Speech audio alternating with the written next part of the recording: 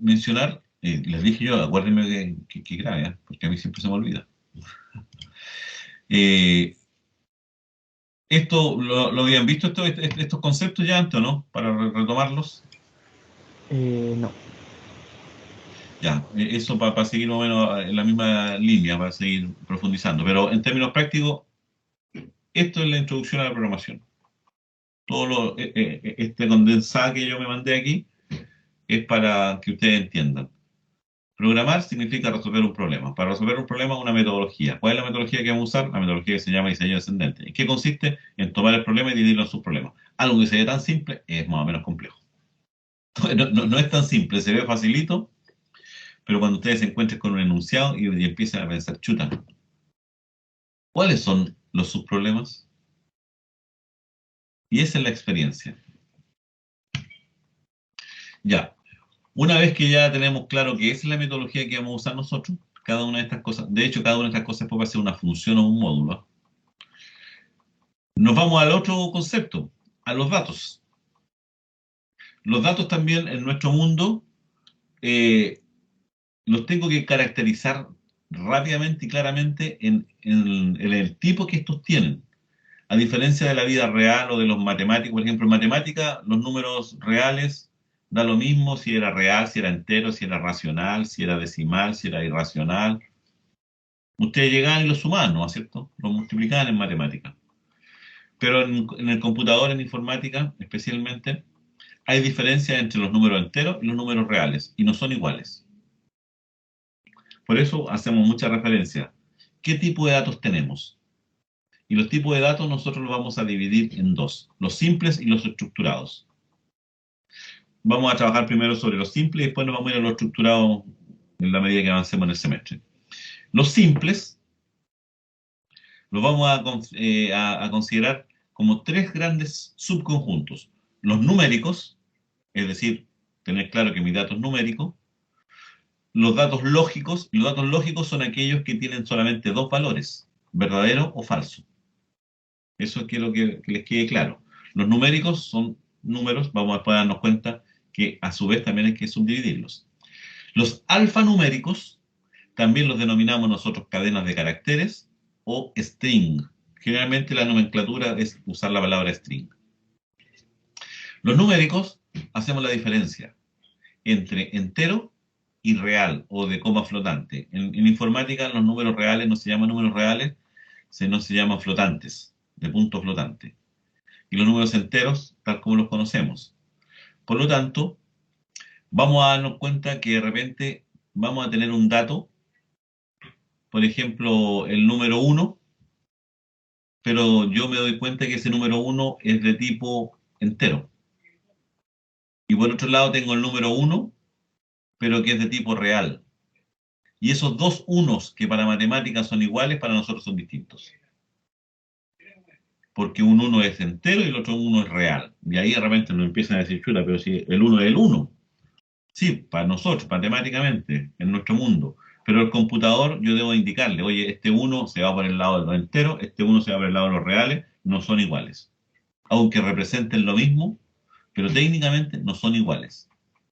Ojo con eso. Y los alfanuméricos son las combinaciones de caracteres, letras, números, lo que ustedes quieran. Y aquí nos vamos a encontrar después con una situación particular, pero la vamos a dejar un poquitito más adelante. Eh, entonces tenemos números lógicos y string o cadenas de caracteres. Hasta ahí estamos ok. Los estructurados dejémoslos para después todavía. ¿Qué otra cosa necesito yo que ustedes reconozcan y entiendan?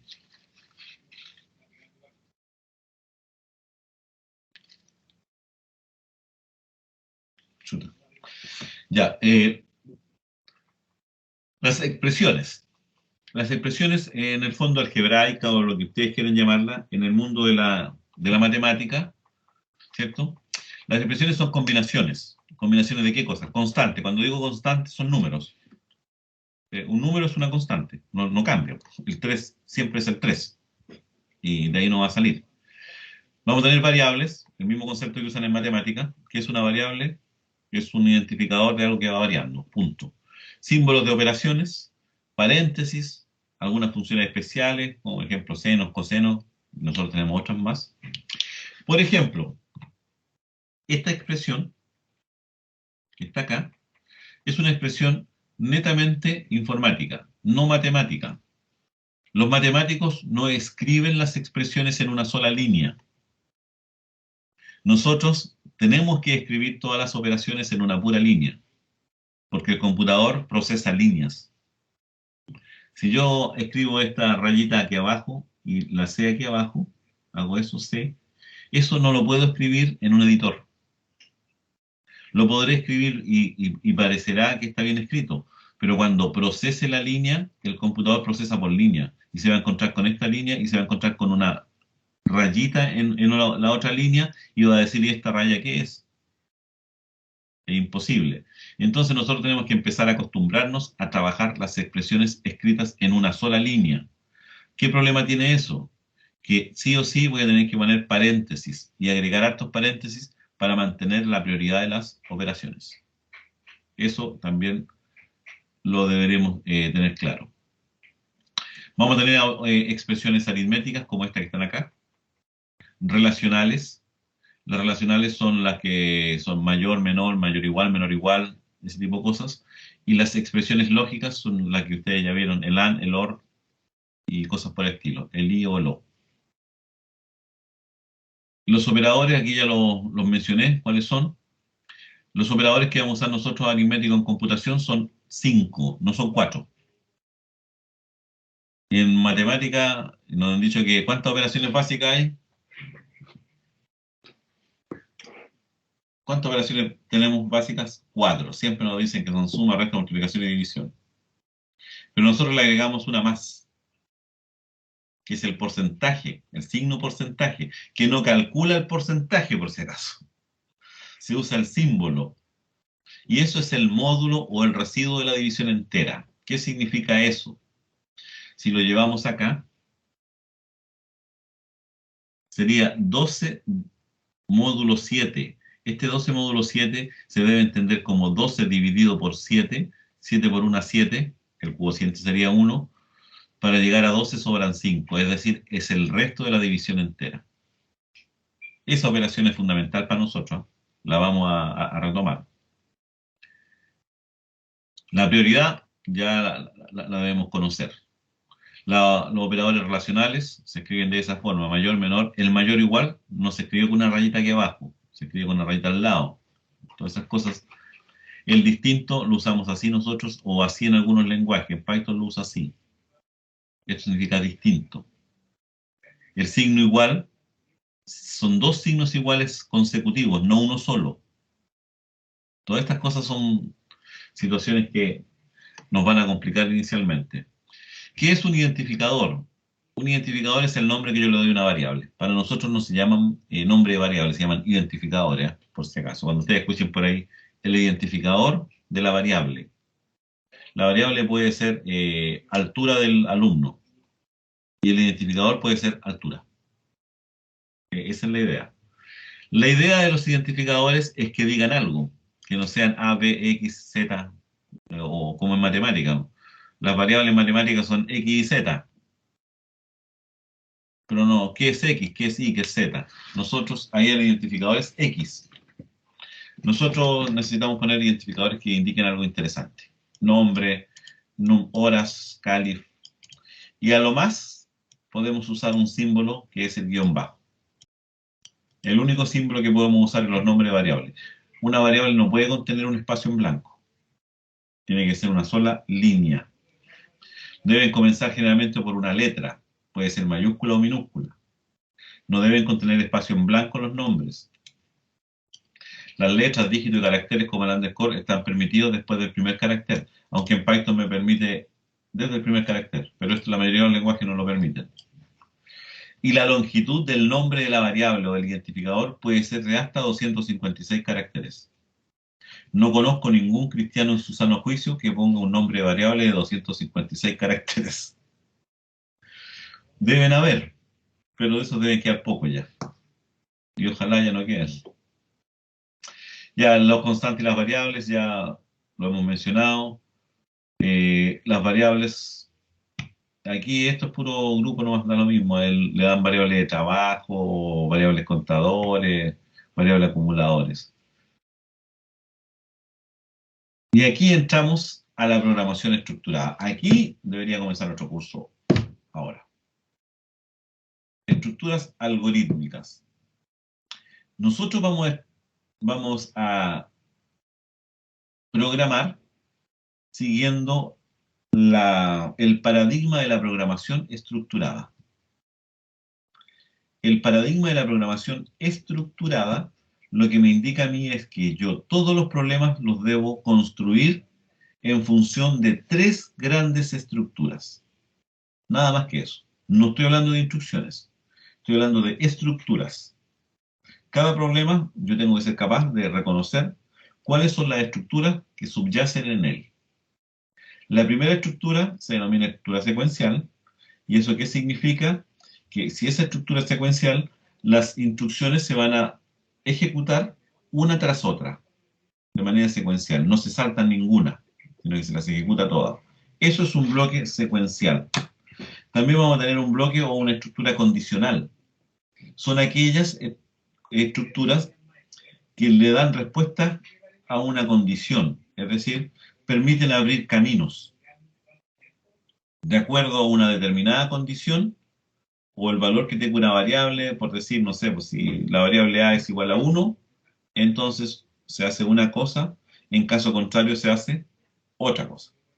Eso es una condicional. Voy abriendo caminos, voy haciendo una especie de árbol. Y el otro grupo son las instrucciones iterativas.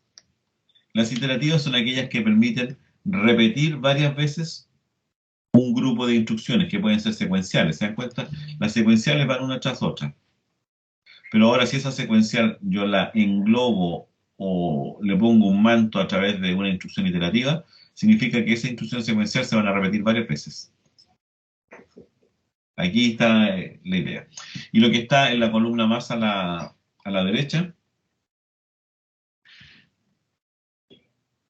lo que está más a la derecha son las instrucciones que vamos a trabajar nosotros.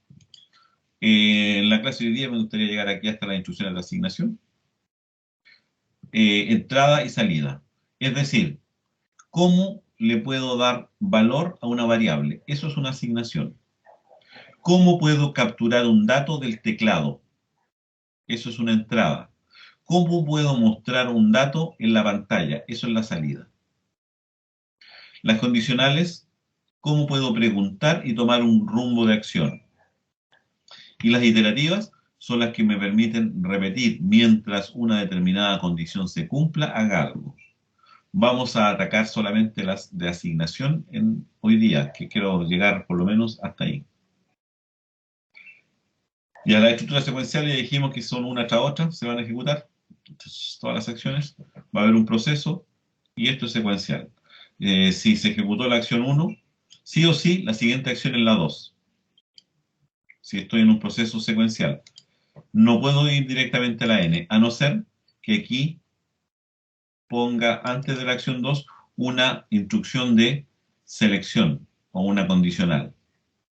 Que eso me va a permitir a mí decir o hace la 2 o hace la n. Pero eso lo vamos a ver en la práctica. Y aquí llegamos a la primera gran instrucción que ustedes van a trabajar. Se denomina la instrucción de asignación. ¿Y qué es la asignación?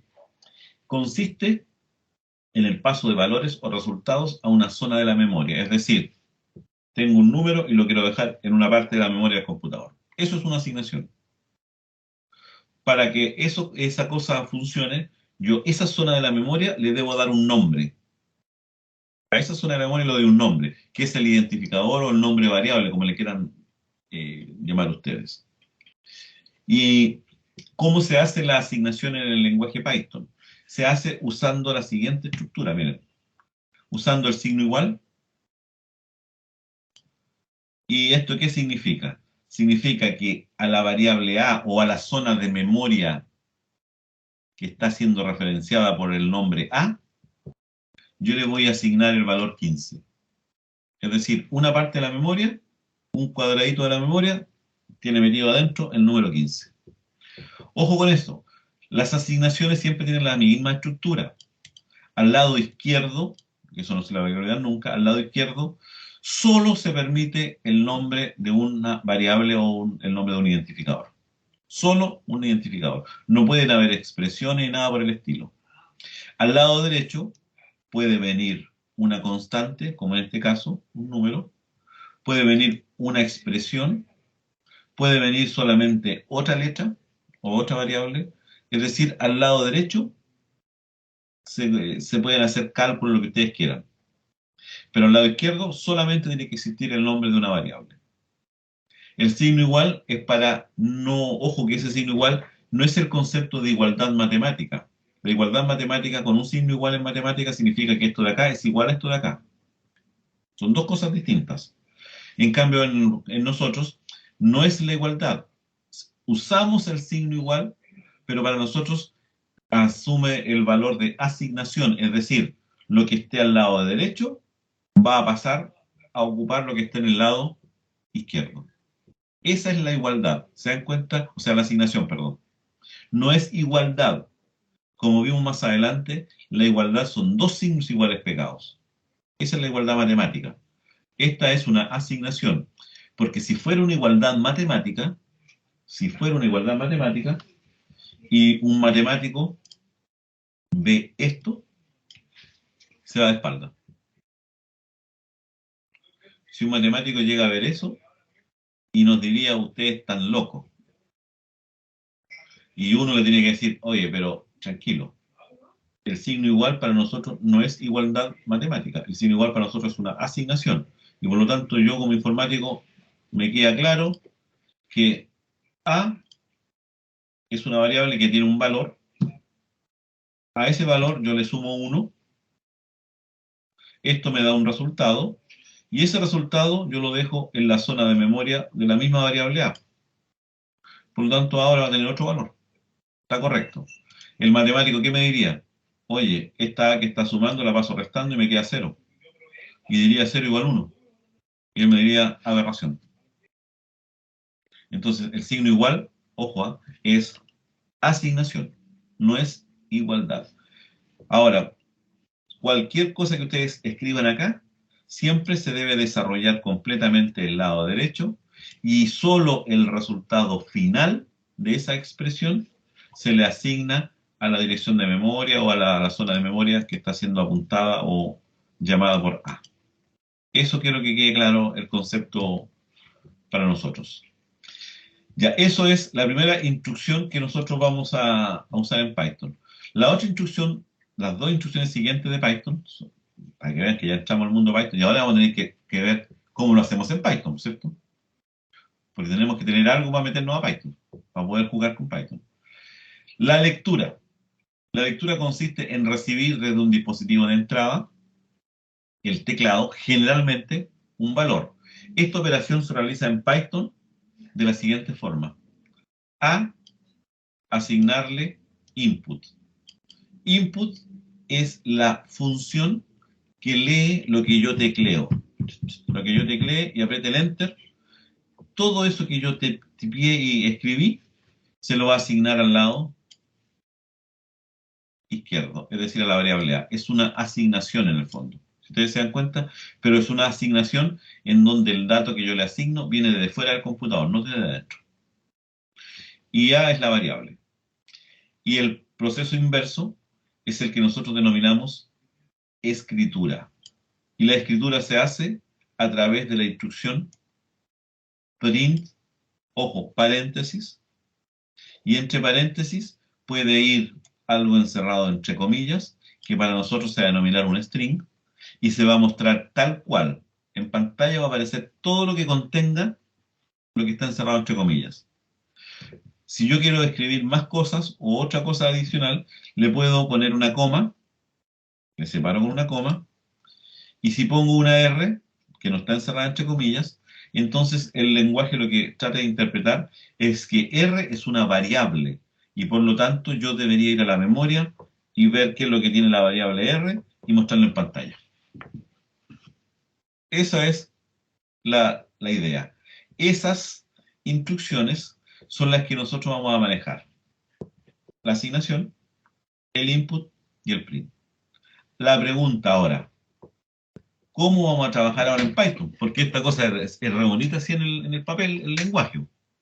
Si yo necesito algunas instrucciones para ustedes. ¿Cuántos de ustedes allá han tratado de instalar Python o tienen instalado Python? ¿Tienes instalado, Juan? Norberto también lo tiene. ¿Quién más tiene? Yo sí, pero en otro computador. Yo también lo tengo. Hay unas versiones de Python para Android, por si acaso. Son bien chiquititas, pero igual funcionan. Funcionan igual.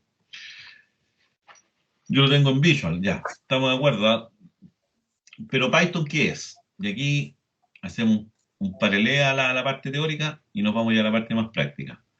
Python es un intérprete. Ojo que les quede claro. Python es un intérprete que tiene ciertas sintaxis, ciertas palabras que él puede reconocer y transformarla en lo que entienda el computador. Python es un programa y como tal existe. Está en el computador y está grabado.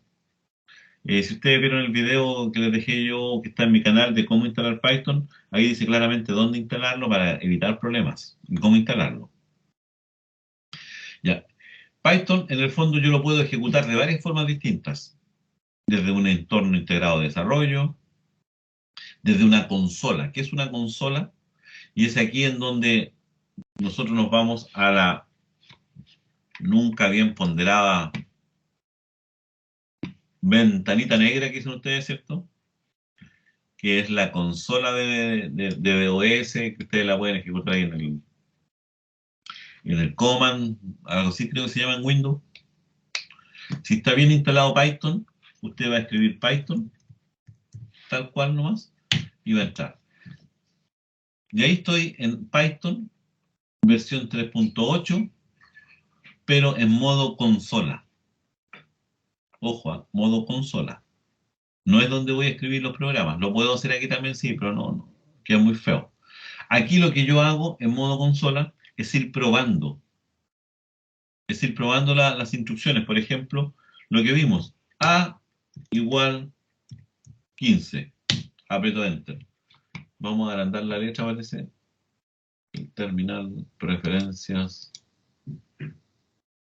y preferencias mono cambiar.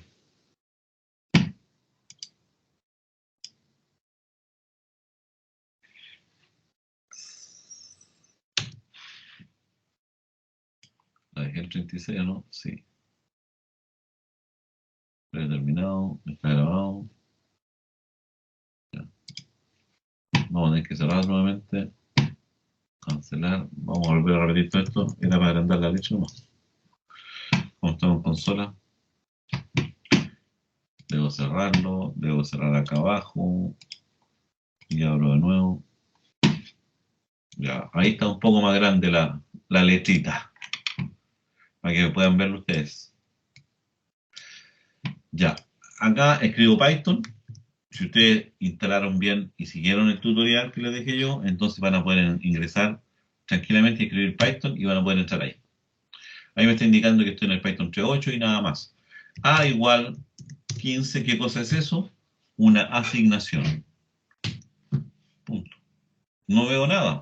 Esto de acá, estos tres guiones, estos tres signos mayores, se denominan el prompt. P-R-O-M-T, prompt. El prompt del sistema. En este momento, en alguna parte de la memoria del computador, hay un 15 y que esa memoria, esa zona de memoria, se llama A. Nada más. ¿Cómo puedo ver su contenido? Si estoy en modo consola, lo puedo hacer de manera interactiva escribiendo A y me dice que está el 15. Pero eso no lo vamos a hacer nunca nosotros porque vamos a escribir nunca desde consola. Para eso uso el print. Si pongo print A, me sale 15, que es la instrucción que yo acabo de mencionarles. Si pongo print, si quiero mandar un mensajito, puedo poner print valor de la variable A es, dos puntos, cierro y pongo A. Y si ahora yo escribo, Eso es lo que estaría tirando en el computador. Obviamente, como es interactivo, no tiene gracia para programar todavía. Pero esas instrucciones, eso es lo que van a ir haciendo. Van a ir cambiando el valor. Por eso yo puedo decir A igual a más 1. Y si ahora digo print A, 16. Obviamente, ¿por qué? Porque A, ¿qué valor tenía inicialmente? 15. Si a 15 le sumo 1, me quedo en 16. Y así sucesivamente. ¿Cómo funciona el input? El input funciona de la misma manera. A, o pongamos B ahora, igual input. No voy a poner ninguna cosa y ahí quedo esperando. Fíjense que no mostró los 3 signos mayores. En ese momento está esperando que yo digite algo. Digite algo y ahora aprieto el enter, recién. Ahí escribió algo. Si ahora yo digo print B, está algo. ¿Captan la idea? Eso es el concepto de Python. Ahora, vuelvo a repetir, esto es porque estamos en una consola, o sea, podemos ir probando aquí de manera interactiva si lo que yo estoy tratando de resolver está correcto o no, si los cálculos están bien hechos o no. Por ejemplo, ¿qué pasa si yo digo ahora A es igual a 1 partido por 0? Error, me dice. ¿Por qué? Así es como tira los errores Python. Dice en la línea 1, en la que está ejecutando la última línea 1, división por 0. Imposible. Y esos errores tenemos que preocuparnos nosotros. Puedo tener expresiones más complejas, por ejemplo, A igual 15 que teníamos. Podría decir yo que ahora en B, no importa que yo antes decía algo, ahora le voy a cambiar el valor. Yo podría decir 3 por A más 2 por A menos 4. No sé, por decir algo. Y quiero ver cuánto quedó en B. Esto es como una calculadora. 71. 3 por 5, 3 por 15, perdón. ¿Cuánto es 3 por 15? 45. 2 por 15, 30. 45 más 30 y menos 4, 71. Ya, esto es Python. Este es Python. Sintaxis, interpretación para que haga la pega. Pero eso es lo que nosotros no vamos a usar. Lo vamos a usar de repente cuando quiera probar yo algún comando, alguna instrucción, si existe o no existe. Abro la consola, pruebo y me da error o no me da error. Estamos de acuerdo. Cuando quiero salir de este entorno, de este ambiente de consola, basta con que yo escriba quit de salir, cerrar, abrir y cerrar paréntesis, salgo. Y ahí ya estoy en el sistema operativo. Eso es lo que nosotros necesitamos entender inicialmente. Pero para escribir un programa como el que deberíamos hacer, el que viene acá, que es este que está aquí, si yo quisiera escribir este programa, lamentablemente hacerlo en consola es un poco más complejo. Para eso nosotros necesitamos incorporar e instalar un entorno integrado de desarrollo. Esa es la pega. Un entorno integrado de desarrollo. Entorno integrado de desarrollo. Y ahí les van a aparecer muchos. Ahí en Wikipedia dice lo que es y todos los que hay y cuál es el concepto de IDE, qué es un entorno integrado de desarrollo. Entonces aquí uno pregunta de repente, mejor IDE, que es el nombre, para Python. ¿Cuál es el mejor IDE? Aquí uno dice que es PyCharm, que es un programita, lo pueden instalar. Los 10 mejores de IDE, estamos viendo este de acá, este de 2020. Los 7 mejores editores para programar. Los 5 mejores editores para S, son muy antiguos. Este es más nuevo. Los 11 mejores editores de Python. los 7 mejores editores de Python. ¿Cuál es el mejor editor de Python? Hay que buscar. Ya tenemos por un lado. Y aquí ustedes eligen, vuelvo a repetir, el mejor IDE. Usted es el que tiene que decir.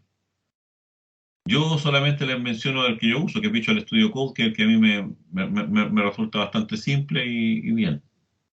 PyCharm dice esto que es uno bueno, ese sí que está ahí, pero es un entorno un poco más complejo para usar. Es bonito, sí, pero a mí no me llama mucho la atención porque trabaja a nivel de proyecto, no de programas independientes. Entonces los obliga a construir un proyecto y ahí los enreda un poco. Pero de instalarlo tendrían que instalar la versión, no la professional, sino la comunitaria, que es la gratis. También está explicado en el video. KDevelop, eso es para los de Linux, nosotros NACA, los que tienen Linux pueden trabajar con KDevelop. Tony es para las maquinitas chicas, y eso viene generalmente instalado en la Raspberry, como bien lo dice ahí. Visual Studio Code, que es el que a mí me gusta porque es gratis, es lo mejor que tiene.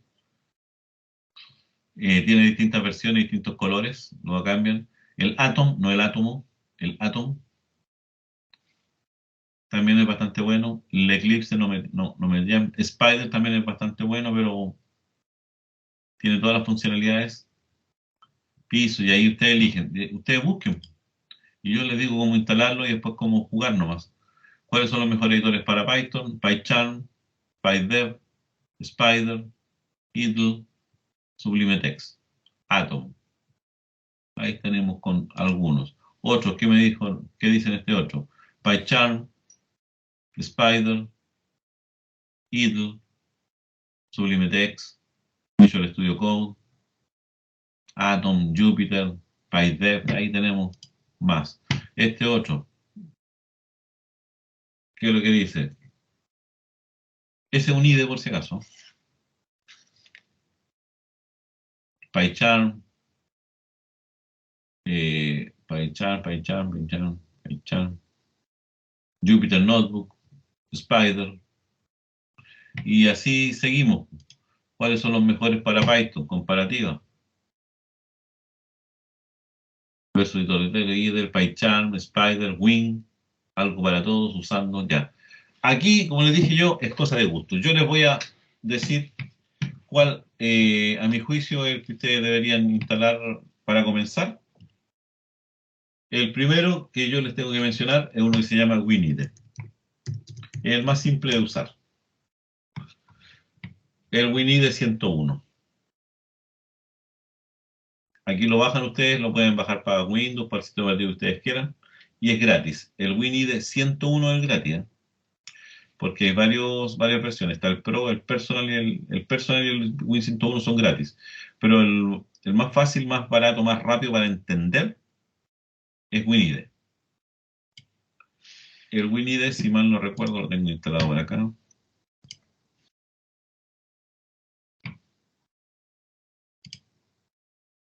Yo les voy a mencionar lo que es WinIDE instalado ya. Ahí está tratando de partir por si acaso.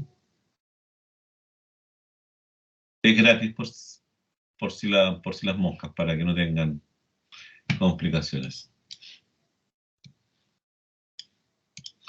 Ese es el WinIDE.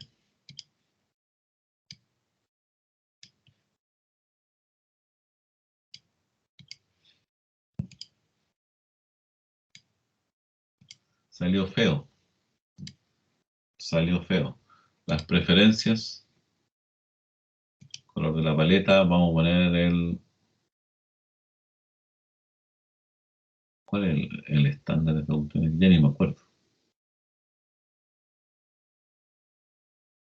Classic Default. Ok. Ya. Ese es más o menos el clásico default. Aquí tienen una zona donde ustedes escriben su programa. Aquí les va a entregar los resultados. Y eso es todo el cuento nomás. Y para ejecutarlo,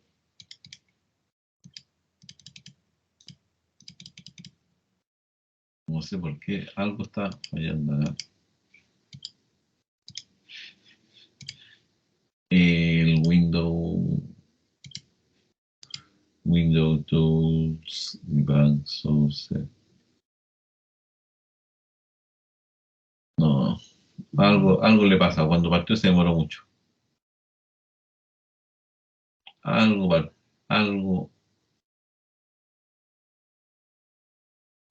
no, no me está gustando esto.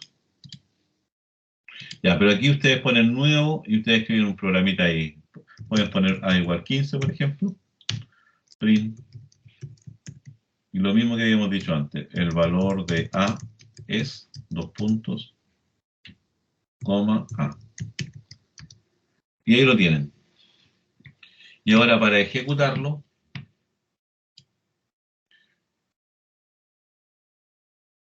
¿dónde está la ejecución ahora aquí? Se me perdió algo.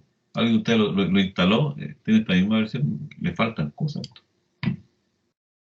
Le faltan.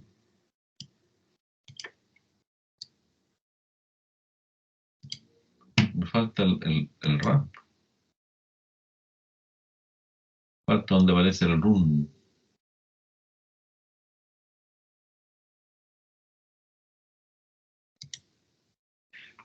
Referencias, layout,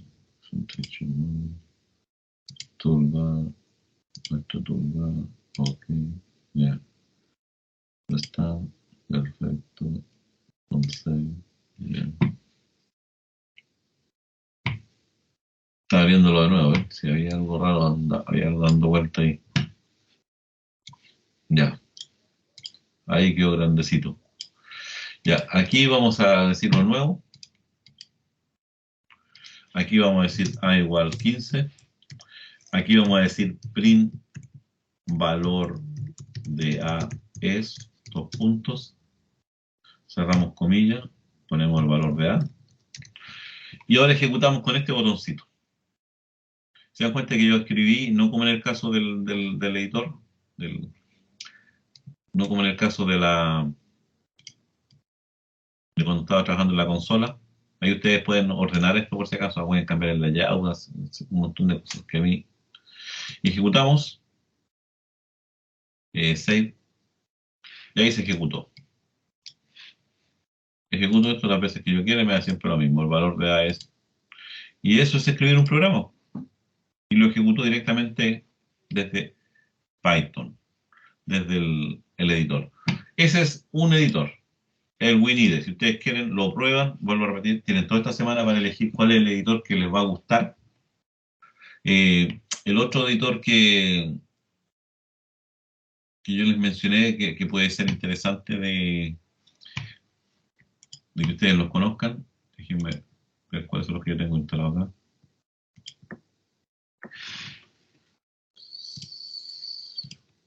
Yo tengo instalado el Visual Studio Code, el PyCharm, el WinIDE y el Jenny. Con eso basta y sobra. Yo les recomiendo Visual Studio Code. Visual Studio Code es el más fácil, el más simple en todo caso. Estos son unos programas que ya estaban hechos.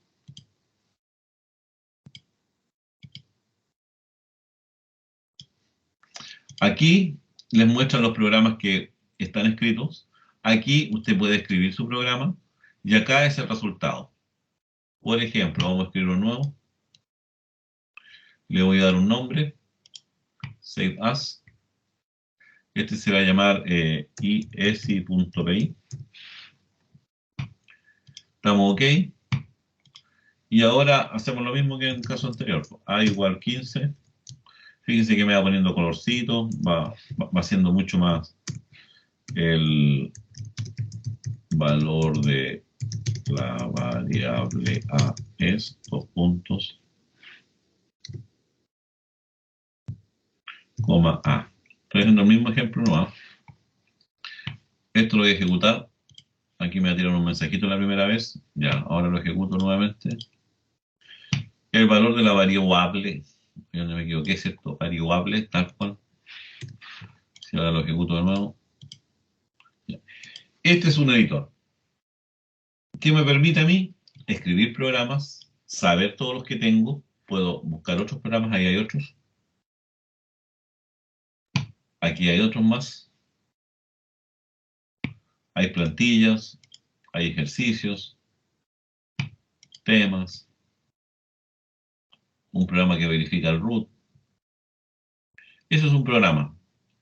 Este es el editor Visual Studio Code. Les sugiero que ustedes lo instalen, lo prueben. Es muy simple de instalar.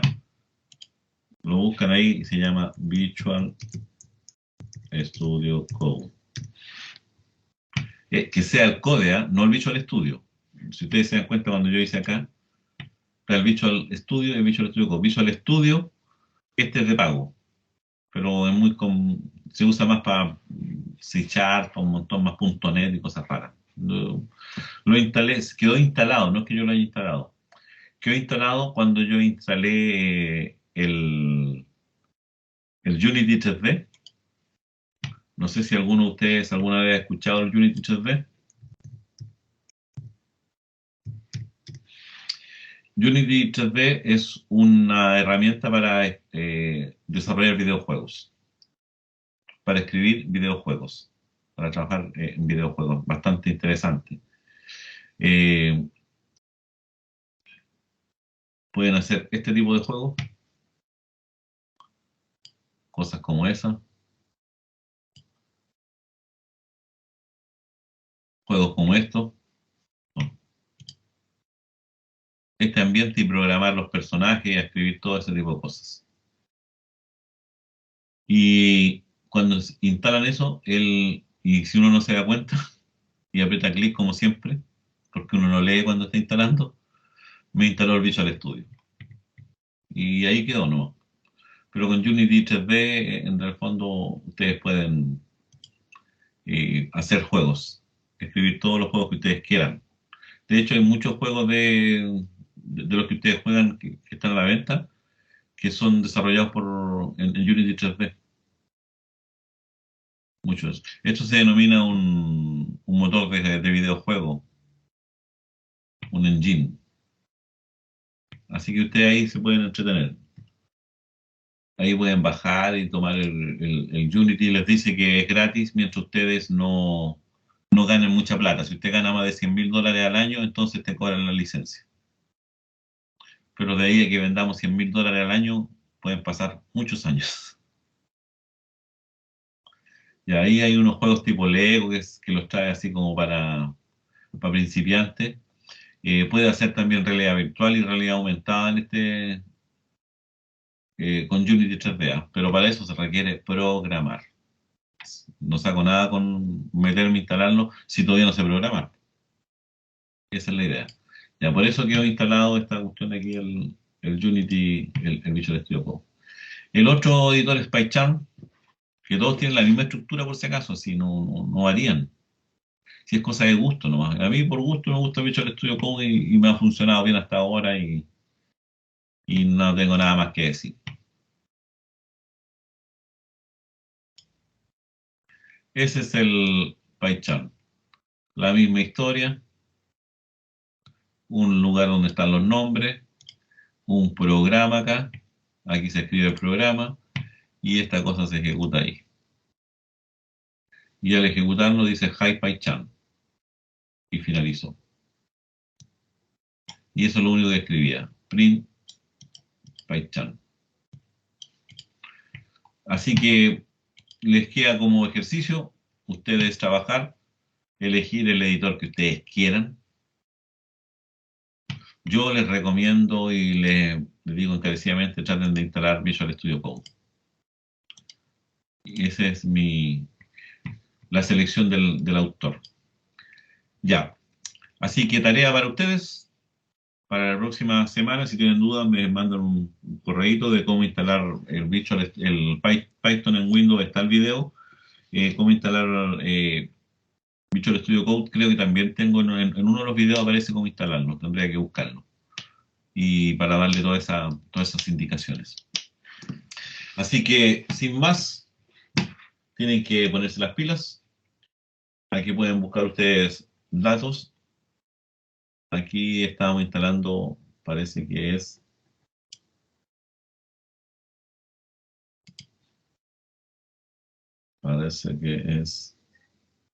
ahí en el video del día por si acaso. En uno de estos videos por ahí sale cómo instalar el el Visual Studio Code y que quede bien instalado.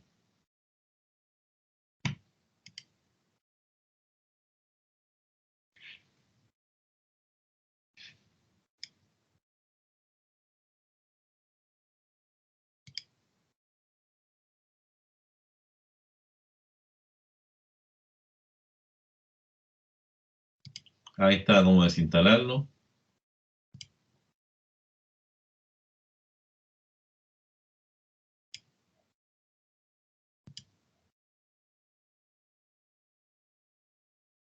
Aquí explica cómo funciona, por si acaso, en este video.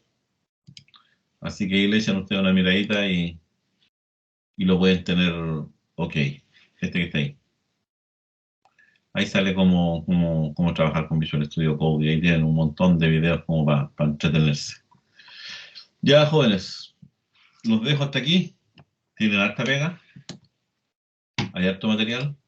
Para la próxima clase lo único que les voy a pedir nomás es que esté instalado Python y algún editor para que podamos seguir la clase y los ejercicios online. También les voy a dejar un material durante la semana, aquí para la clase que viene, que quiero que ustedes le echen una miradita y estudien el concepto de lo que es un GitHub, el Git y el GitHub. Yo se los mencioné la semana pasada, el Git, qué cosa es Git, eso que está ahí, cómo se instala. No es necesario instalarlo inicialmente, pero sí es necesario que conozcan ustedes lo que es el GitHub. Y el GitHub es el lugar donde yo voy a ir dejando todos mis programas y ustedes los van a ir bajando inmediatamente. Cualquier programa que yo haga, lo voy a ir dejando acá. Aquí le voy a crear un link que va a decir programación IESI y ahí vamos a ir dejando todos los programas. De tal forma, tal como lo hago en el curso de programación, voy dejando todos los programitas allá y ustedes los pueden ir descargando y los pueden ir ejecutando y probando inmediatamente en sus computadores, si es que tienen alguna duda. Así que dicho eso, si no tienen más consultas, los dejo en libertad de acción. Voy a seguir arreglando mi computador porque todavía está a media máquina, parece.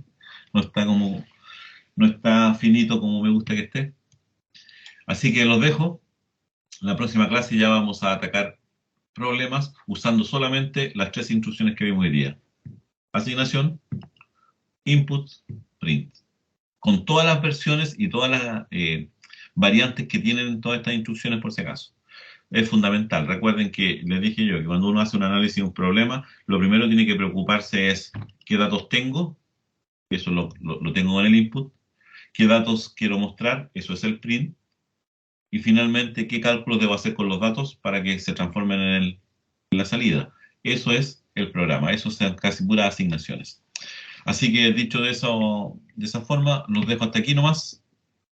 Si ustedes se pueden ir a dormir algunos ya, ¿cierto?